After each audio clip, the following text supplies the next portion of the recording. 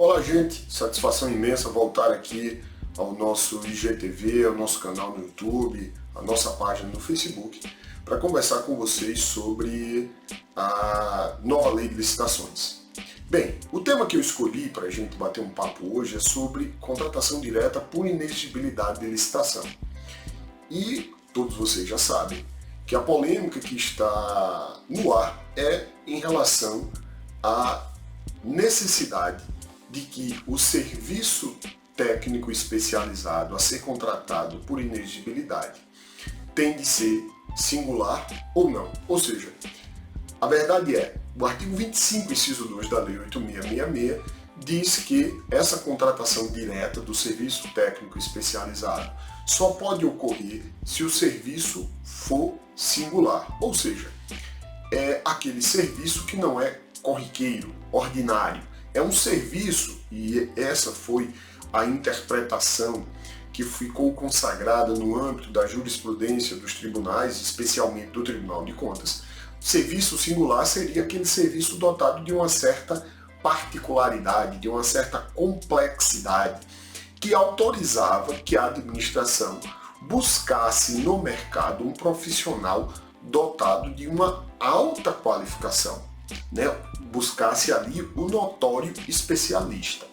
Pois bem, a gente tem essa hipótese lá no artigo 25, inciso 2 da Lei 8.666, e eu queria ressaltar aqui que é relevante para a nossa discussão que o artigo 30, inciso 2 da Lei 13.303,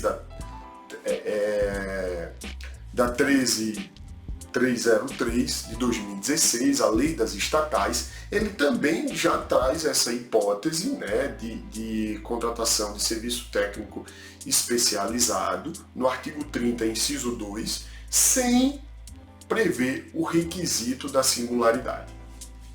E agora a Lei 14.133, no artigo 74, inciso 3, também traz a hipótese de contratação direta por inexigibilidade do serviço técnico profissional especializado, melhor dizendo agora na dicção da lei, do serviço técnico especializado, e não traz também o requisito da singularidade do serviço. Eu até ressalto que, para além disso, a lei traz uma alteração no conceito de notório especialista, porque essa contratação direta ela é uma contratação de um notório especialista para a prestação de um serviço técnico especializado.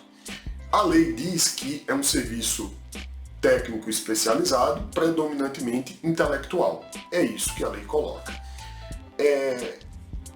E o parágrafo 3º do artigo 74 da nova lei define notório especialista, e ela também ali dá uma certa afrouxada, se comparada com a Lei 8.666. Essa definição de notório especialista na Lei 8.666 está no parágrafo 1º do artigo 25. E lá é dito que o notório especialista, e traz toda aquela qualificação, alguém que tem um currículo que pelas suas publicações, pela sua produção intelectual, pela sua prática, pela sua experiência, é possível dizer que aquele profissional é essencial e indiscutivelmente o mais adequado à satisfação plena do objeto do contrato. Então veja só, diz que o profissional é indiscutivelmente, ele é essencial e indiscutivelmente o mais adequado. Não é nem o adequado, mas é o mais adequado à satisfação plena do objeto do contrato. É interessante que o parágrafo 3º do artigo 74, agora na nova lei, também dá uma afrouxada. Porque o que é que ele diz? Ele diz que a gente vai observar ali que aquele profissional é essencial e reconhecidamente, não mais indiscutivelmente, é reconhecidamente adequado e não mais o mais adequado. O que é que eu quero dizer, inclusive, trazendo essa alteração da definição do notório especialista, que era muito mais rígida na Lei 8.666, né? Quando dizia, no parágrafo 1º do artigo 25 da Lei 8.666, que o profissional é indiscutivelmente o mais adequado. E agora diz, não, é reconhecidamente. Não é indiscutível, pode haver uma discussão, mas ele é reconhecido como alguém que é adequado e não mais o mais adequado.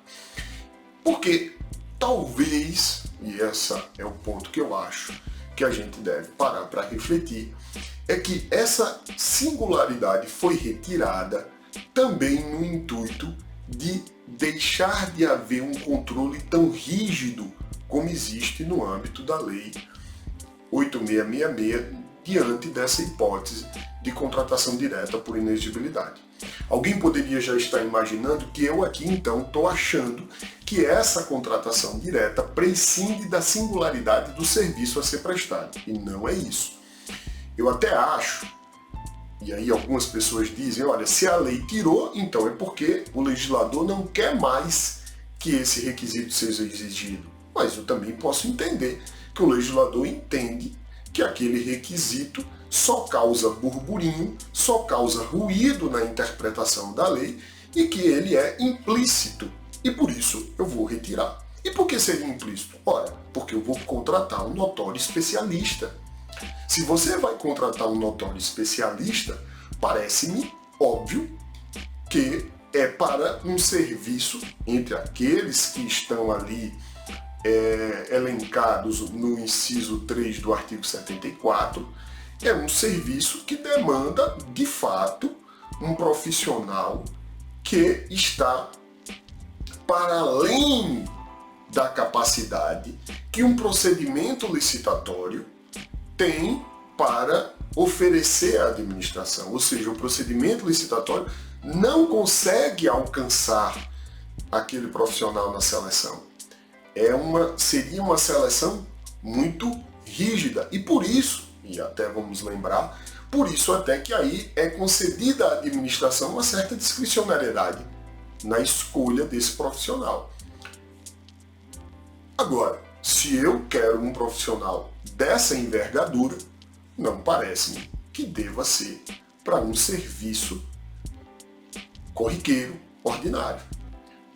Aí eu acho que continua vigorando, até pelo princípio da proporcionalidade, necessário na interpretação da cláusula constitucional de dever de licitar, mas ao mesmo tempo com a mesma cláusula constitucional que excetua o dever de licitar, dizendo que nas hipóteses previstas em lei é possível, mas aí essa hipótese deve se dar dentro dos parâmetros que eu tenho para a interpretação das normas de direito público, e uma delas é que a administração deve, obviamente, fazer contratações tendo ali um requisito que é uma adequação entre o que ela demanda e o que ela necessita. Então ela não pode demandar um notório especialista para um serviço corriqueiro, né? E demandar por meio da exceção à regra de licitação.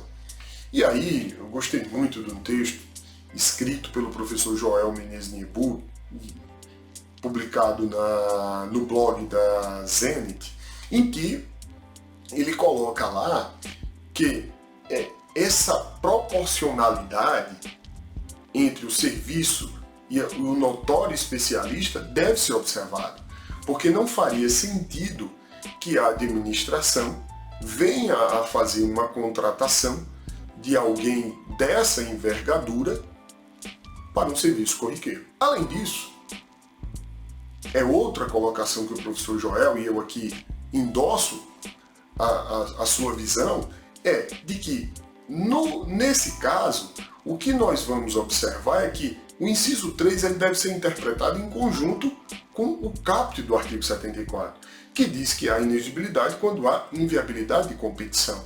Ora, e se eu quero um profissional para prestar um serviço que é corriqueiro, a competitividade, inclusive por menor preço, resolve a minha questão. Então, meus amigos, nesse sentido, eu diria que a singularidade não deve ser esquecida. E diria que o legislador pode muito bem, por todas essas razões aqui que expus, ter pensado: esse requisito só causa ruído, porque de fato nós sabemos que há decisões que têm uma visão muito rígida desse requisito da singularidade. E aí sim, eu acho que é nesse sentido que nós devemos caminhar, no sentido de não ser tão rígidos com esse conceito de singularidade. Assim como a lei flexibilizou o conceito de notório especialista, dizendo que é alguém que é essencial e reconhecidamente adequado, mas não mais essencial e indiscutivelmente o mais adequado. Com certeza, o pensamento do legislador foi nesse sentido, no sentido de tirar aí essa rigidez do controle. Talvez até a gente possa caminhar no sentido de ter outro conceito que informe esse requisito que qualifica o serviço capaz de gerar uma demanda de um notório especialista por inexigibilidade de licitação. Que não seja a singularidade, porque a singularidade de fato, né, traz aí uma noção muito rígida, praticamente inalcançável até na visão de alguns órgãos de controle. Então, talvez a gente deva pensar nesse sentido. E essa é a minha proposta, no sentido de não sermos tão rígidos com o que seria singularidade. E quem sabe, ao longo do tempo, construir um outro termo que qualifique esse serviço que seria apto a demandar a contratação de um notório especialista por inexigibilidade de licitação.